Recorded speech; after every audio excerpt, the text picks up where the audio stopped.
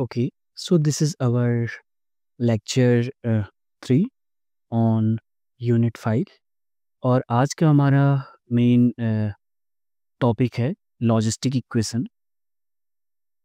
Logistic equation या इसे हम कई बार हम क्या करते हैं, इसे हम बोलते हैं logistic growth equation. Growth equation, okay. तो ये लॉजिस्टिक ग्रोथ इक्वेशन का मेन रोल क्या रहता है कि सपोज कोई इकोसिस्टम है, एक इकोसिस्टम है और यहाँ पे क्या है, फाइनाइट रिसोर्सेज हैं। ओके, फाइनाइट रिसोर्सेज जो हर इकोसिस्टम में रहता है। सपोज इस इकोसिस्टम में एक स्पीसीज रहती है, जस्ट एक ही स्पीसीज, स्पीसीज वन। अब क्योंकि इकोसिस्टम में क्या है, फाइनाइट रिसोर्सेज हैं, तो ये इकोसिस्टम स्पीसीज एक वन के एक फाइनाइट नंबर ऑफ मेंबर्स को ही रख पाएगा। सपोज दैट के is the maximum number of species 1 that the environment can support, then the ecosystem can support। तो ये मैक्सिमम नंबर इतने को ही सपोर्ट कर पाएगा। अब लॉजिस्टिक इक्वेशन की हेल्प से हम क्या करते हैं, we study the growth of और the rate of change in the population one over time, कि स्पीसीज वन की पॉपुलेशन ओवर टाइम कैसे चेंज होती है। ओके, सो यहाँ पे हम एज्यूम करके चलते हैं। Now let PT denote the size of A population और जो स्पीसीज वन की पॉपुलेशन बताता है एट टाइम T। तो अगर तुम नोट करोगे इस पॉपुलेशन में, अगर स्टार्टिंग में क्या होंगे, स्पीसीज वन के बहुत कम मेंबर होंगे, तो ये क्या करेगा, इसकी पॉपुलेशन बहुत रैपिडली ग्रो करेगी। R इज ग्रेटर देन 0 क्योंकि इनफ रिसोर्सेज हैं, तो पॉपुलेशन ग्रो करेगी। पर जैसे जैसे पॉपुलेशन ग्रो करेगी, रिसोर्सेज क्या होंगे, रिसोर्सेज कम होते जाएंगे, तो पॉपुलेशन की ग्रोथ पे क्या होने लगेगा, ग्रोथ कम होने लगेगी। तो उसे हम कैसे इनकॉर्पोरेट करते हैं यहाँ पे, 1 minus P of T over K। यहाँ पे K क्या है, K था maximum number of species one that the environment can support. So this equation, this is called the logistic equation, okay। But हम यहाँ पे सिंस R और K क्या हैं, they are constant, तो हम इस इक्वेशन को कुछ ऐसे भी लिख सकते हैं, dp/dt equal to P A minus B of P, where इस केस में हम क्या देख रहे हैं, A है जस्ट दो ग्रोथ रेट था दैट इज ग्रेटर देन 0, और B क्या था, R/K, ये भी क्या है, पॉजिटिव है। So this equation is the logistic growth equation. Okay, so this is the logistic equation. Okay, logistic equation और लॉजिस्टिक ग्रोथ इक्वेशन। अब इसे हम कैसे सॉल्व कर सकते हैं, अगर तुम देखोगे तो यहाँ पे हम वेरिएबल सेपरेबल मेथड यूज कर सकते हैं इसका सॉल्यूशन के लिए, that will be P A minus BP equal to DT। अब यहाँ पे हम क्या कर सकते हैं, बाई पार्ट्स की हेल्प से इसे हम अगेन ब्रेक कर सकते हैं।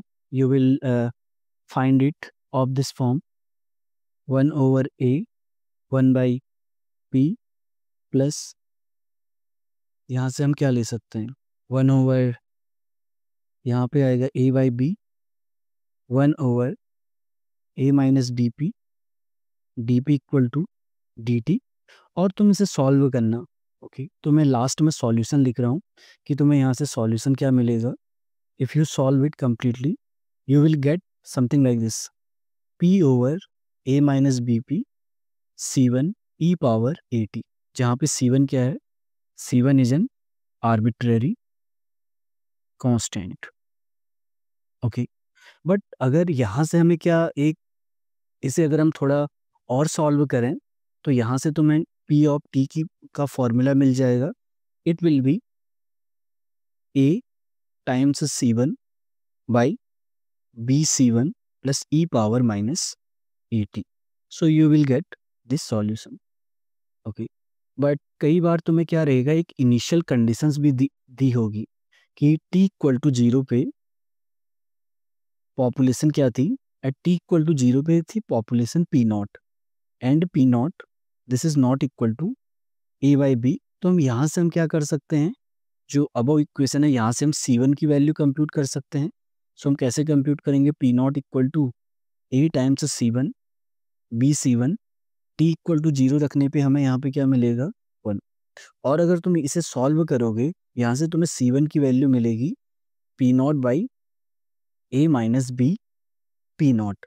अब इस C1 की वैल्यू अगर हम जो ऊपर इक्वेशन 1 यहाँ पे सब्स्टिट्यूट कर देंगे, so from here you will get this formula A equal to A P naught by B P naught plus A minus B P naught E power minus 80। So this will be the final solution. और ये P not यहाँ पे क्या है, P naught हमें बताएगा the population at time T equal to 0 पे वो पी नॉट है, और ए और बी कांस्टेंट हमें ऑलरेडी क्वेश्चंस में दिए होंगे। तो एग्जाम में सॉल्व करने के लिए तुम डायरेक्टली ये भी यूज कर सकते हो। Okay, so now we will solve one question related to the logistic equation। Okay, so the question है कि यहाँ पे हमें सॉल्व क्या करना है, दिस इनिशियल वैल्यू प्रॉब्लम। हमें D P by D T दे रखा है 0.8 P 1 minus P by 100, and time T equal to 0 पे इनिशियल पॉपुलेशन थी 100, और हमने इसे यूज करके and use it to find the population size. पहले तो हमने इनिशियल वैल्यू प्रॉब्लम को सॉल्व करना है, उसकी हेल्प से हमें जो सॉल्यूशन मिलेगा उसे यूज करके we have to compute population P at 40 and P at 80। Next question है कि at what time at what time does the population reaches 900। तो पहले हम तो इस इक्वेशन को क्या करेंगे, स्टैंडर्ड फॉर्म में लिख लेंगे। स्टैंडर्ड फॉर्म हमने क्या देखा था, D P by D T equal to P A plus B of P, इस फॉर्म में हम लिख लेंगे। तो जो इक्वेशन हमें है उसके लिए हमें 0.8 को हमें अंदर रखना होगा, 0.8 minus, I think the standard form was, if you note that, a minus bp।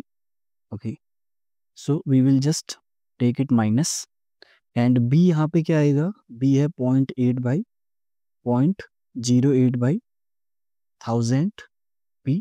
तो यहाँ से हमें क्या मिलेगा, comparing 1 and 2, so by comparing 1 and 2 यहाँ से हमें मिलता है a की वैल्यू मिलती है 0.08, b की वैल्यू हमें क्या मिलती है, if you divide it by 1000, so it will be 0.00008। या तुम इसे अगर जस्ट लिखना है तो ए को तुम लिख सकते हो 8 by 10 power 2 minus 8 by 10 power 5। Okay, so the first one is A and second one is B. तो हमारे पास ए और बी की वैल्यू हमें पता चल गई है। अब ऑलरेडी हमें पता है कि अगर लॉजिस्टिक इक्वेशन का ये रहता है एंड p इक्वल टू 0 पे पॉपुलेशन अगर p नॉट रहता है, तो जनरल सॉल्यूशन जो अभी हमने थोड़ा देर पहले कंप्यूट किया, इसका फॉर्मूला क्या रहता है, A P naught by B P naught plus A minus B P naught E power minus 80। तो ये रहता है इसका सॉल्यूशन। तो हम क्या करेंगे, इस केस में हमारे पास क्या दे रखा था, at time t equal to 0 पे पॉपुलेशन इज 100। सो इस केस में हमें दे रखा है पी 0 इक्वल टू 100। तो यहाँ से हमें पी नॉट की वैल्यू भी हमें पता चल गई है विच इज़ 100। तो ऑलरेडी हमें ए की वैल्यू पता है, बी की वैल्यू पता है, पी नॉट की वैल्यू पता है, तो हम डायरेक्टली हम यहाँ पे क्या कर सकते हैं, substitute. So it will be 0.08 times 100। B क्या है, बी है 8 बाई 10 पावर 5 टाइम्स 100। तुम अपने हिसाब से कैलकुलेशन कर सकते हो। Okay, so it will be 0.08 minus 8 by 10 power 5 times 100 and E power minus A again minus 0.08 T. Okay, अब तुम इसे सॉल्व करोगे तो यहाँ से तुम्हें सॉल्व करके तुम्हें मिलेगा, this will B 0.008 plus 0.072 e power minus 0.080। तो बीच में कई कैलकुलेशन मिस्टेक हो सकती है, तो तुम्हें उसे ध्यान रखना है। तो ये हमारे पास PT हमारे पास मिल गया। तो अब हमें कंप्यूट क्या करना था, P50, तो T की जगह हमें 50 रख देना एंड नेक्स्ट वॉज P80। तो T की जगह 80 सब्स्टिट्यूट कर देना ऊपर इक्वेशन में यहाँ पे। ओके, तो तुम्हारे पास यहाँ से सॉल्यूशंस उसका मिल जाएगा। बट हम डायरेक्टली हम क्या करेंगे, हम नेक्स्ट पार्ट हम देखते हैं। नेक्स्ट क्वेश्चन था at what time does the population reaches 900। तो हमें इस केस में हमें सेकंड पार्ट में हमें क्या करना है, हमें T कंप्यूट करना है और हमें इंफॉर्मेशन क्या है, PT इक्वल टू 900। तो हम इस इक्वेशन की हेल्प से कंप्यूट करेंगे। So what we will do, P of T already हमें कितना दे रखा है, 900 equal to 8 by 0.08 plus 0.072 e power minus 0.08 T। अब तुम इसे थोड़ा सॉल्व करोगे, इसे हम राइट साइड मल्टीप्लाई कर सकते हैं। So it will be 900.08.072 e power minus 0.08 T equal to just 8। अब इसे अगर तुम सॉल्व करोगे तो तुम्हारे पास एक स्टेप में कुछ ऐसी इक्वेशन आएगा, e power minus 0.08 T equal to 0.0123। अब दोनों साइड लॉग ले सकते हो, 0.08 T equal to ln 0.0123। Check करते रहना क्योंकि कैलकुलेशन मिस्टेक होने के हाई चांसेस हैं। तो अगर कहीं कैलकुलेशन मिस्टेक है तो तुम उसे करेक्ट कर सकते हो। ओके, 0.3981। तो हमारे यहाँ पे मेन गोल है कि इक्वेशंस को कैसे सॉल्व करना। Okay, 3981 by minus 0.08, so you will get around 54.9। Okay, so इस तरीके से हम लॉजिस्टिक इक्वेशन वाले प्रॉब्लम सॉल्व करते हैं। Now we will solve one more question. So next question है कि suppose a student carrying a flu virus returns to an isolated college campus of 1000 students. कि एक आइसोलेटेड कॉलेज कैंपस है जहाँ पे 1000 स्टूडेंट्स हैं and it is assumed that the rate at which the virus spreads is proportional not only to the number x of infected student but it also depends on the number of students that are not infected। अब इस case में हमें क्या करना है, determine the number of infected students after 6 days if it is further observed that after 4 days x4 equal to 50। Okay, तो ये भी अगेन यही लॉजिस्टिक ग्रोथ मॉडल का है। तो पहले हम क्या करेंगे, हम एज्यूम करके चलेंगे कि कॉलेज कैंपस से कोई लीव नहीं करता है।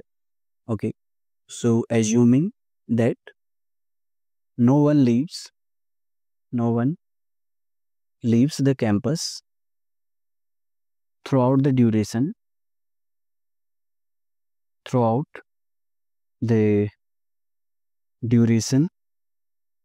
ऑफ द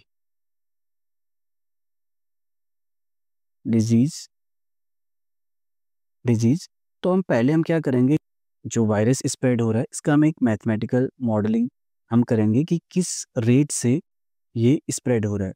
तो हमें क्या दे रखा है, ऑलरेडी हमें दे रखा है the rate at which this virus spreads, ये प्रोपोर्शनल किसका है। तो सपोज अगर हम XT हम क्या मान रहे हैं कि किसी टाइम पे इन्फेक्टेड स्टूडेंट्स हैं, तो rate the rate of virus spreading क्या है, इट इज़ प्रोपोर्शनल टू, हमें क्या दे रखा है, it is not only proportional to the number x। Infected student पे डिपेंड नहीं करता है बट ये इस पे भी डिपेंड करता है कि कितने स्टूडेंट जो इन्फेक्टेड नहीं है।